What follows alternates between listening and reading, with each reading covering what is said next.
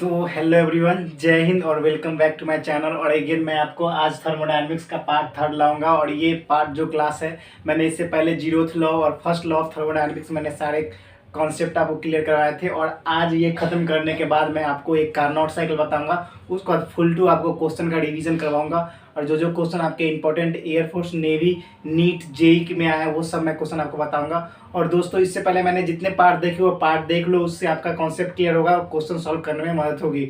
और जितने मैंने पार्ट डाले वो सारे देख लेना। तो स्टार्ट करते हैं आज का सेशन। तो सबसे पहले क्वेश्चन देख लीजिए थर्मोडायनेमिक्स का जो कॉन्सेप्ट है, केल्विन्स और सेल्सियस। तो सब ये जो इंपॉर्टेंट है इस सारे एग्जाम के लिए। और पार्ट थर्ड है, तो केल्विन प्लैंक्स क्या बोलते हैं? केल्विन प्लैंक्स ये बोलते हैं कि टोटल हीट वर्क में कन्वर्ट नहीं हो सकता है। मतलब total heat can not be converted into total work. क्योंकि हम लोग जानते हैं कि कहीं किसी जगह पे फ्रिक्शन होने के कारण चाहे किसी वजह से हीट में लॉस जरूर आ जाता है, तो टोटल हीट वर्क में कन्वर्ट नहीं हो सकता है। ये आप ध्यान रख ले। तो इन्होंने डेफिनेशन क्या दिया? Total heat can not be converted into work because there is some heat loss. Heat loss हो जाता है। किस वजह से हीट लॉस होता है? फ्रिक्शन के कारण, किसी और रीजन के कारण। तो केल्विन प्लैंक्स लॉ ये कहते हैं कि total heat can not be converted into total work because there is some heat loss. कुछ ना कुछ हीट लॉस हो जाते हैं।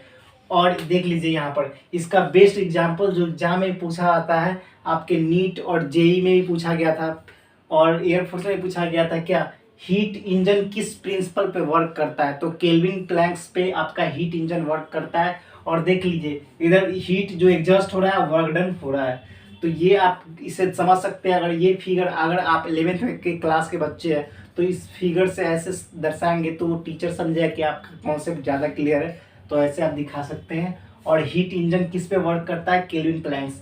तो सेल्सियस साहब ने क्या कहा? सेल्सियस साहब ये बोलते हैं कि heat is flow from higher to lower. तो हीट जो भी ट्रांसफर होता है वो हायर टू लोअर फ्लो होता है। If we flow heat from lower to higher, तब कोई डिवाइस में डालना होगा तभी ये फ्लो करवाएगा, नहीं तो इसमें वर्क नहीं होगा।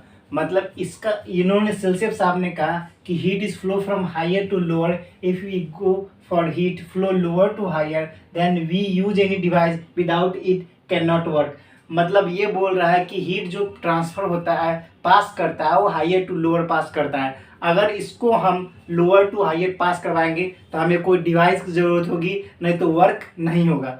समझ जाइए, सीधा सीधा इन्होंने कुछ नहीं कर रखा है, बस इतना ही कर रखा है कि आपका जो हीट होता है वह हायर से लोअर पास करता है। अगर हम इसे लोअर टू हायर पास करेंगे तो कोई डिवाइस कनेक्ट करना होगा, नहीं तो वर्क डन आपका नहीं होगा।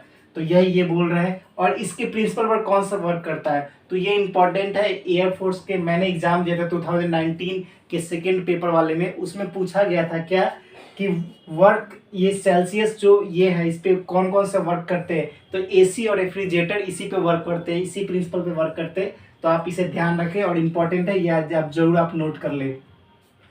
उसके बाद आते हैं मोस्ट इम्पॉर्टेंट ग्राफ। जो ग्राफ पीवी डायग्राम है, इस ग्राफ में मैंने सारे ले रखे हैं, adiabatic, isochoric, isobaric and thermal temperature constant होता है कौन सा, वो सारे ले रखे मैंने। तो इसमें पीवी डायग्राम में सबसे पहले देख लिए प्रेशर कांस्टेंट। तो प्रेशर कांस्टेंट किस में होता है? तो आप जानते हैं कि प्रेशर आपका कांस्टेंट किस में होता है? तो आप जानते हैं आइसोबारिक। बार मैंने बताया था किसका यूनिट है? तो प्रेशर का। तो आइसोबारिक में प्रेशर कांस्टेंट होता है। और इसमें क्या है? वॉल्यूम कांस्टेंट के उसको क्या बोलते हैं? आइसोकोरिक। आइसोकोरिक में क्या होता है? वॉल्यूम कांस्टेंट होता है। और आपका टेम्परेचर कांस्टेंट किस में होता है? आइसोथर्मल में। तो आइसोथर्मल मैंने ले रखा है, सारे ग्राफ मैंने डिनोट किया। तो सबसे पहला प्रेशर जो होता है कांस्टेंट किसे में होता है? आइसोबारिक में होता है। और बारिक को मैंने दिखा दिया, इसमें प्रेशर कांस्टेंट में दूसरा होता है क्या? वॉल्यूम कांस्टेंट किस में होता है? आइसोकोरिक। तो आइसोकोरिक का वॉल्यूम कांस्टेंट कर दिया। उसके बाद ये टेम्परेचर कांस्टेंट किस में होता है? आइसोथर्मल में। तो आइसोथर्मल का मैंने दिखा दिया। और लास्ट जो है आइडियाबेटिक का एस। आप पूछेंगे एस क्या है? एस यहाँ पर जो है वो इंट्रोपिक है। इंट्रोपिक क्या होता है? किसी रैंडम मोशन, किसी भी रैंडम मोशन को इंट्रोपी बोलते हैं। और इंट्रोपी मैं आगे आपको मैं बता दूंगा। अगर कमेंट सेक्शन में आपको और भी जानना है, ऐसे आपको इतना ही पढ़ना है। मगर आपको इसके बारे में ऑल नॉलेज चाहिए तो मुझसे पूछ लेना कमेंट सेक्शन में। उसका एस जो होता है वो इंट्रोपी होता है। रैंडम मोशन को इंट्रोपी बोलते हैं। तो देख लीजिए यहाँ पे स्लोप इसमें से पूछ दिया जाए कि स्लोप मैक्सिमम किसका होता है, तो अगर आपके ऑप्शन में हो स्लोप मैक्सिमम किसके होते हैं, आइसोथर्मल, आइसोबारिक, आइसोकोरिक, तो आप किसको बोलोगे, या आइडियाबेटिक। तो आपका स्लोप जो होता है मैक्सिमम वो होता है आइडियाबेटिक में। आप इसे डोनेट कर ले, याद कर ले, ये आपके एग्जाम में 3-4 बार पूछा गया, इसलिए मैंने इसको ग्राफ समझाने की कोशिश की है।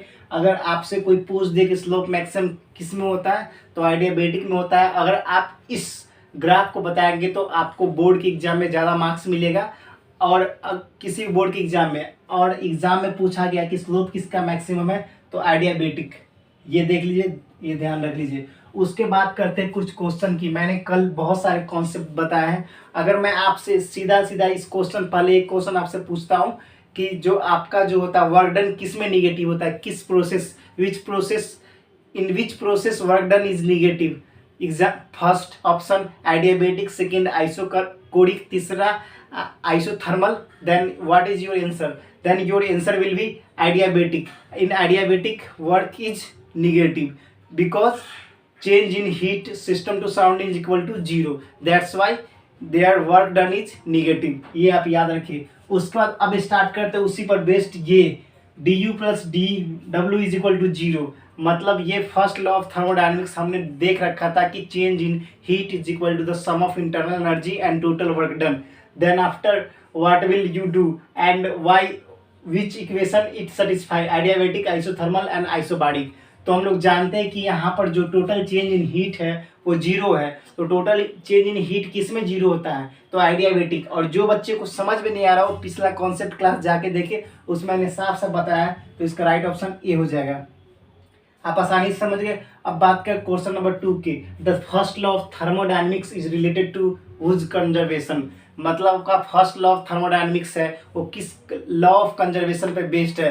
पहला कंजर्वेशन ऑफ चार्ज, दूसरा कंजर्वेशन ऑफ एनर्जी, तीसरा कंजर्वेशन ऑफ हीट। तो आप किसको आप राइट होगा वो आप कमेंट सेक्शन में बताना, और मैं इस क्वेश्चन को छोड़ रहा हूँ, आप जरूर से कमेंट सेक्शन में बताना कि इसका राइट ऑप्शन क्या होगा। कल मैं इस क्वेश्चन से आप लोग से पूछूंगा कि इसका राइट ऑप्शन क्या होगा। और थर्ड जो है, which of the following is not a thermodynamic function, इसमें से कौन सा है जो थर्मोडायनेमिक फंक्शन नहीं है।